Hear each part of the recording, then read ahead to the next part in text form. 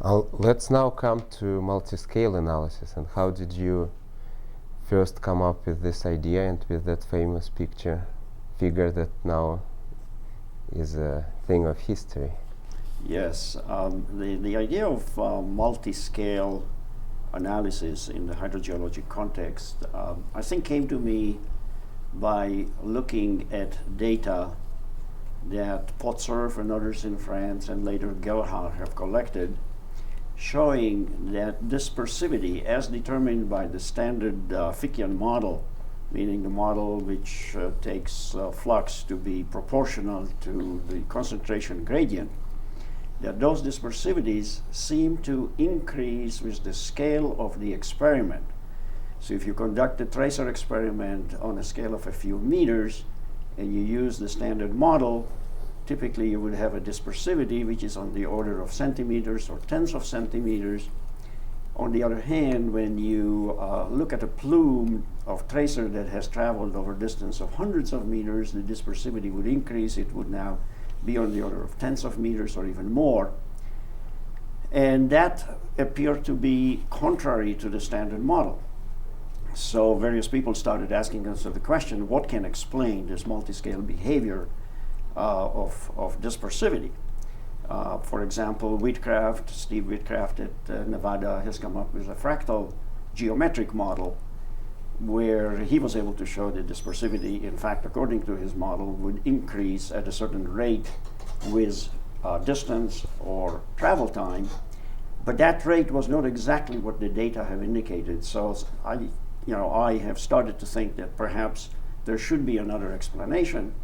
Also within the context of some multi-scale theory, and of course fractal theory was the most up-to-date, or the theory which people were using to explain multi-scale phenomena at the time.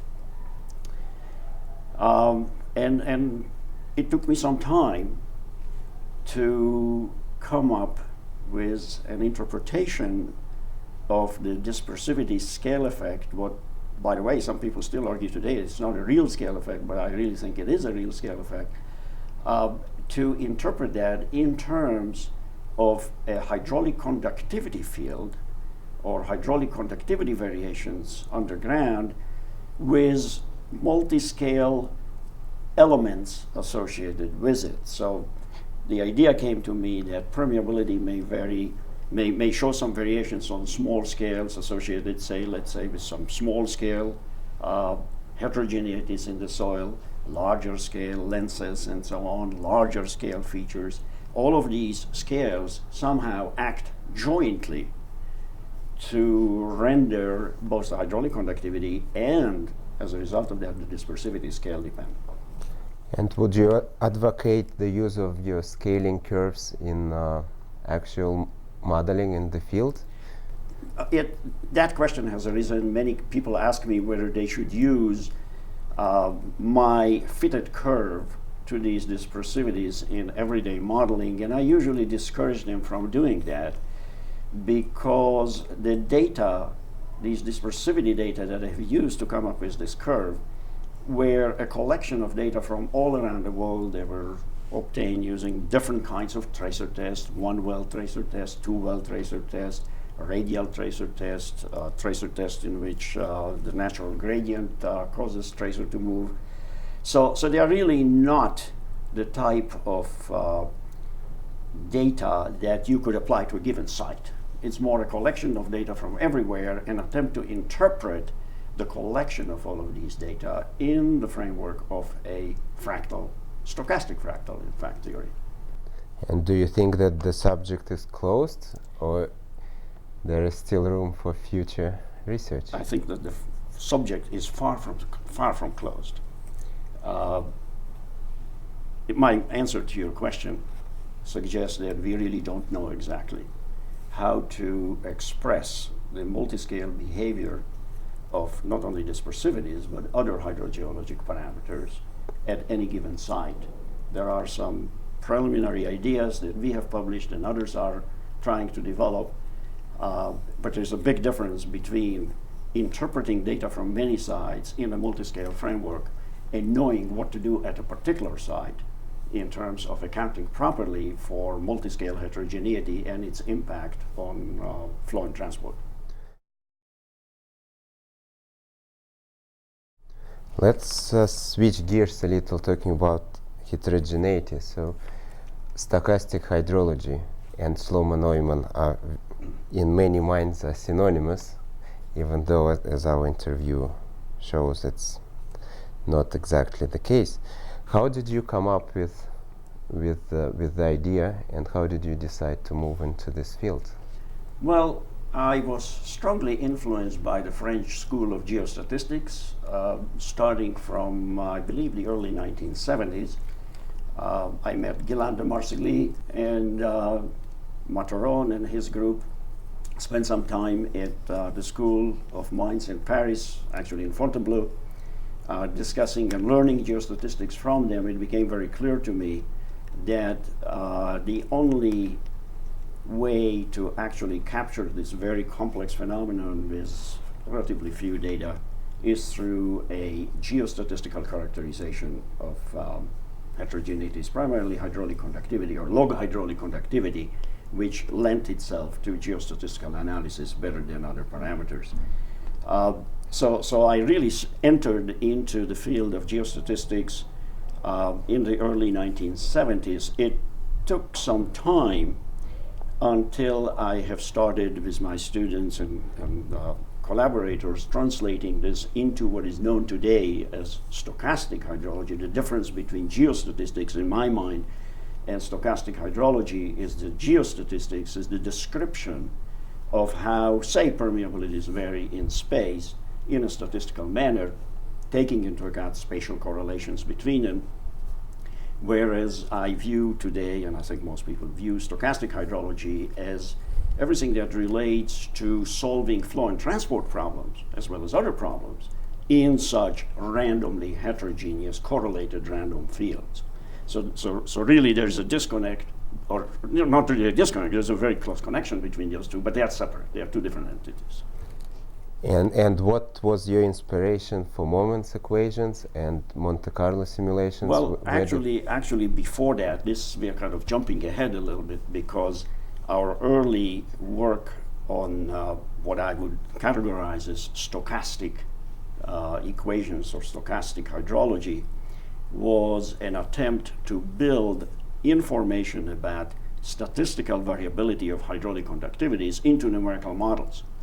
And the first work that we have done in that context that I remember was with my two students, a doctoral student by the name of Abdallah bin Sariti from Libya, and later with an Australian master student, Peter Clifton, where we were actually able to find a way of incorporating geostatistics into predictive groundwater flow models, coupled with parameter estimation or inverse models. And one idea that this is important, or one work that kind of brought it home to us that this could be a very important thing to do, was a paper, a very seminal paper published by Alan Fries in 1975, which, even though it did not consider spatial correlation, which is fundamental to geostatistics and stochastic hydrology the way we practice it today or developing it today, nevertheless, it showed that there is a huge amount of difference between solutions obtained when you consider hydraulic conductivity to be uniform and when you account for the fact that you really don't know what hydraulic conductivity is, but it varies. It could vary about this uniform value and could vary by orders of magnitude over this uniform value. And later the work of Lynn Gelhard, first at Socorro and later at MIT, has brought, just like we have done geostatistically, he has in fact developed the first solutions to stochastic flow problems accounting for correlation. So there were several things converged from various angles.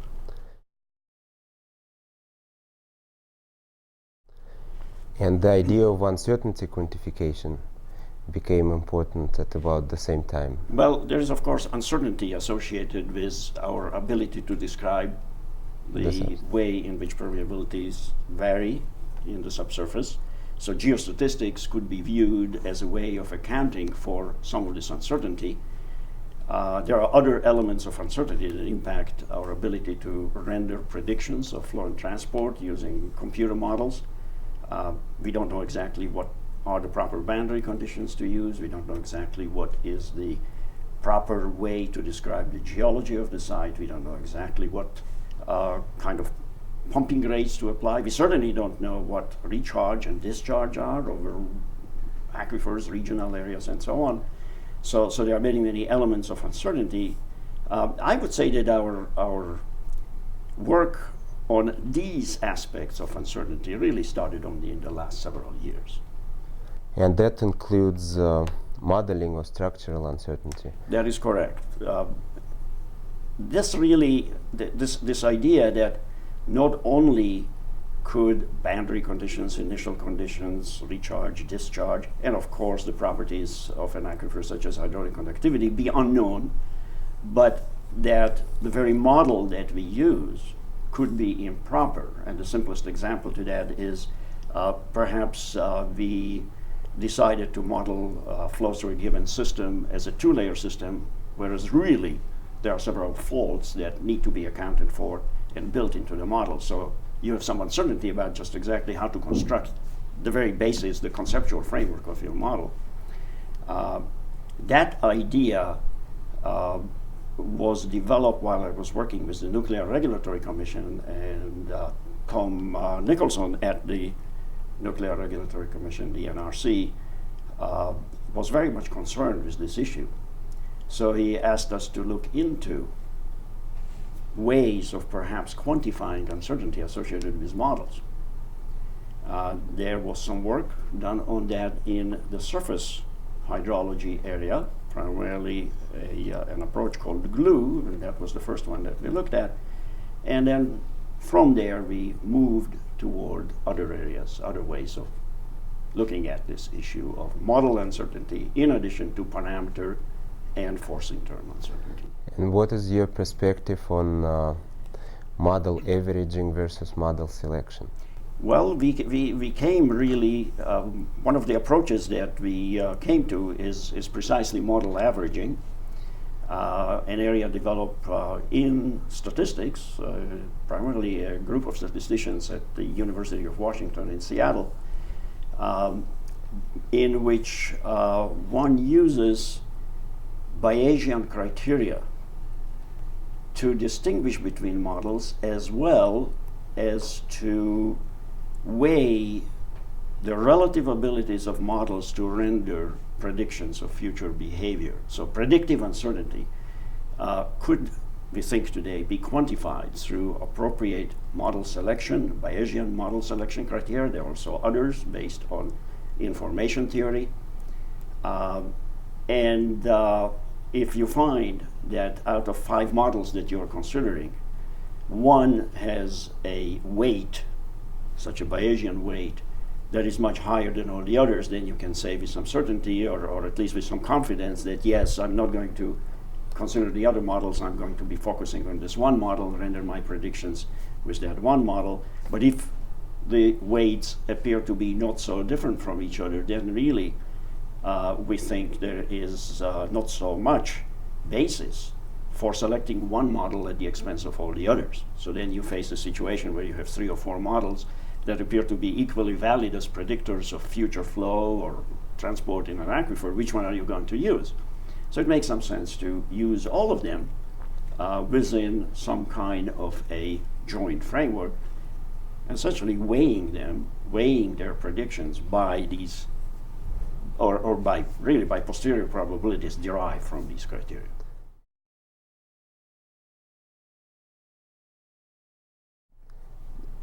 Continuing with the subject, what is your opinion about Occam window and the idea of minimum entropy? Yes, that's a very, very interesting philosophical question, of course. The idea of Occam's razor and then Occam's window is that if you are faced with several interpretations of a phenomenon, and it doesn't have to be related to groundwater, where it appears that let's just take a simple example. So you have two models, one very complex and one much simpler, both of which appear to fit a historical record, be able to reproduce a historical record more or less equally well. Then the idea of Occam's razor or Occam's window in a nutshell is that you should be selecting the simplest of these models. There are some problems with this because it may very well be that your historical record doesn't really represent some aspects of the model that you should be building into the model. So you may end up with a model which is too simplistic for conditions that may evolve in the future.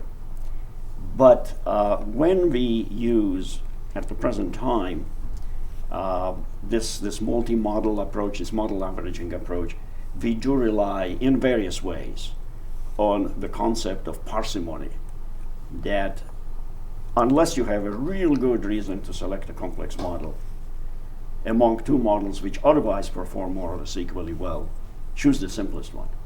And of course, your reasoning for doing the opposite, for selecting a more complex model, doesn't have to necessarily rely on historical data.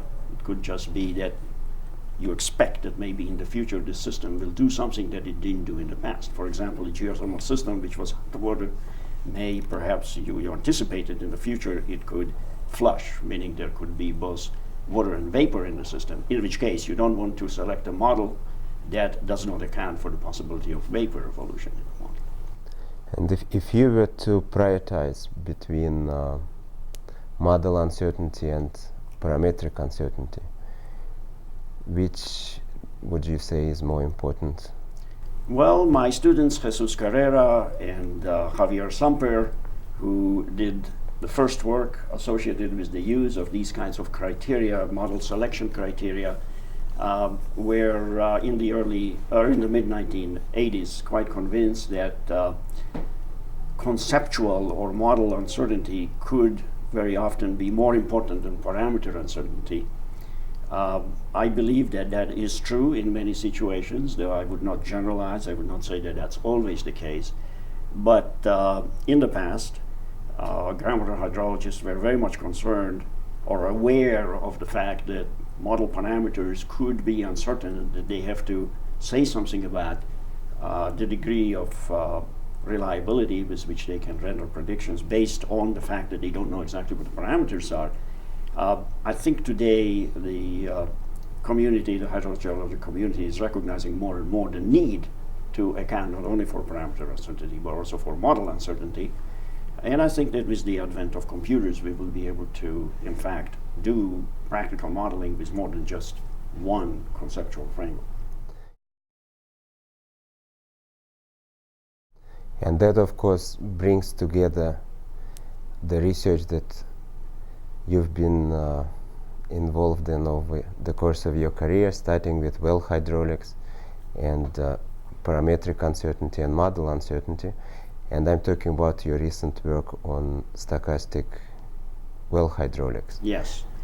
Well, everything is kind of converging toward ways in which even some of our more classical models could be modified or changed, or maybe new corresponding models develop, which would not be strictly deterministic. Groundwater hydrology for many, many years, decades perhaps, was purely deterministic or almost purely deterministic. I think that hydrologic practice, in fact, today is getting more and more into the use of techniques that are in some way statistical. But coming back to, for example, pumping tests, well hydraulics and so on. So when you're analyzing data from a pumping test, the standard deterministic way, for example, using the TIES model, which most of us are using most of the time, you get a certain, you calculate a certain transmissivity and storativity for an aquifer. You get a single number for T, the transmissivity, you get a single number for the storativity. We recognize today that there's a problem with that because most aquifers tend to be heterogeneous. So then you need to ask yourself the question, what is the meaning of this single T that you get out of it? Is it some kind of an average? And if so, what kind of an average? Could you perhaps say something not only about the average, but also about how transmissivities throughout your aquifer and storativities throughout your aquifer vary about such an average? Could you come up with a variance? So in other words, could you come up with statistical description? And yes, indeed, some recent work that we have been doing with Alberto Guadagnini and Monica Riva primarily has allowed us to come up with some preliminary ideas of how to build statistics into the traditional pumping test analysis techniques. It's a very, very difficult subject. It's difficult to come up with ways of doing so. So we have been doing this, trying to do this analytically combined with numerical methods, Monte Carlo simulations, and so on. But there's a very related field that we have been doing, which is not strictly speaking stochastic, more geostatistical. And we have been referring to this as hydraulic or pneumatic tomography. I say pneumatic because, in fact, we first tested this with air rather than with water in an unsaturated, fractured rock, fractured tuff environment. That is work that I have done with my former student, Velimir Monti Veselinov, who is now at Los Alamos, where Walter Illman, another student of mine, has conducted multiple air injection tests at a particular site near Superior, not too far from Phoenix in Arizona, from various positions in a good number of wells, over 20 wells drilled into this rock at various angles. So you would inject between packers, you would inject air into this unsaturated rock, between two packers, into barriers within a borehole. At one point, make multiple measurements of pressure response to this injection across the rock.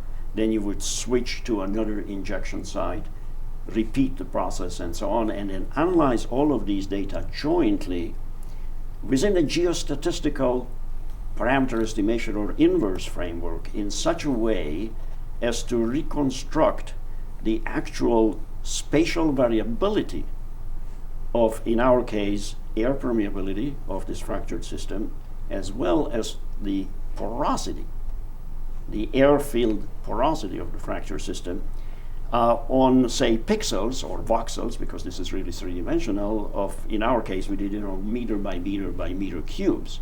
So you literally get an image of how permeabilities and in our case, these air-filled porosities could vary in three-dimensional space, plus some idea about how accurate your results are, how reliable they are. So it's all related. And this tremendous wealth of knowledge and information that we have covered in this interview, what do you think is its future in terms of finding its applications in practical hydrology in everyday life? Well, I think that these kind of approaches are going to be used more and more as people learn the underlying theory. We still today tend to educate our students both in hydrology and in related areas such as civil engineering, for example, I think even petroleum engineering, in a deterministic framework. There's most of our classes, certainly the introductory classes, but I believe many of the advanced classes also provide a deterministic education. In other words, statistics plays a secondary role, if any, in many of our courses. That is changing now. And so future generations of hydrogeologists, I think, will feel much more comfortable with not only geostatistics, statistics, and stochastic approaches, and so on. Plus, people are starting to develop software, which would be user-friendly, available for work on personal computers or workstations. As this software will develop, the same thing will happen to stochastic approaches that happen to numerical methods, which when they started entering the field in the 1960s, 1970s, were looked upon as esoteric tools that nobody would ever use. And today, virtually every consulting firm across the world that considers itself to do reasonably advanced groundwater work use, as a matter of routine, numerical models. For example, MUTFLOW, which is one of the most widely used models. And the only reason for that is that there is software today which makes it easy to apply these techniques. But it also raises an important issue of education. And it seems to me that in hydrology department, in geology departments and civil engineering departments, we don't have people or students sufficiently equipped to appreciate and apply these concepts. Well, that's exactly, I fully agree with you, that's exactly the situation. But I believe that this is going to change as young people like yourself are entering the educational field. I'm very happy to see that so many of my students are actually have the opportunity to teach in academia like yourself. And I look, for example, at the very large and very successful program that my former student Jesus Carrera, who's interviewing me here today as well as you, have developed at Barcelona.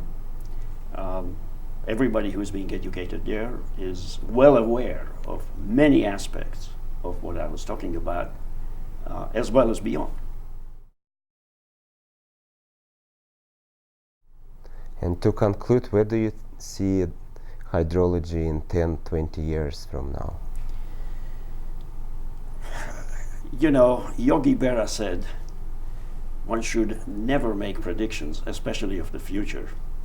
So I am not going to try to predict which way groundwater is going to evolve, but I would assume that there is going to be continued emphasis on development of concepts, ideas, techniques, and field methods of analysis to address some of the outstanding issues that I think many of us recognize need focused attention in the future. Heterogeneity is being recognized today.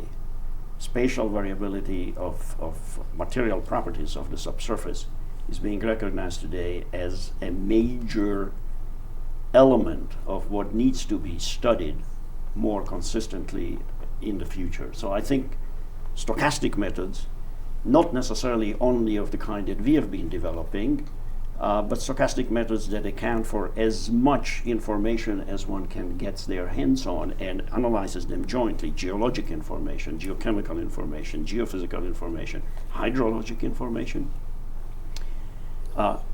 put together into an analysis that does not only focus on one aspect, focuses on all of these aspects, I think is going to be a big area in the future.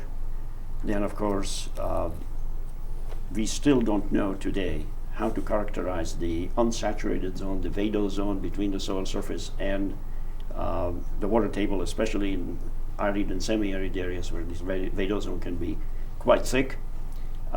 We don't have reliable techniques today, field techniques, to evaluate the properties of the vadose zone at depths. I think there's going to be a lot of emphasis given to that, primarily because it relates to our ability to evaluate recharge of aquifers and contamination or potential for contamination in these semi-arid areas. Well, thank you. There are many other areas, of course, which I'm not necessarily involved in.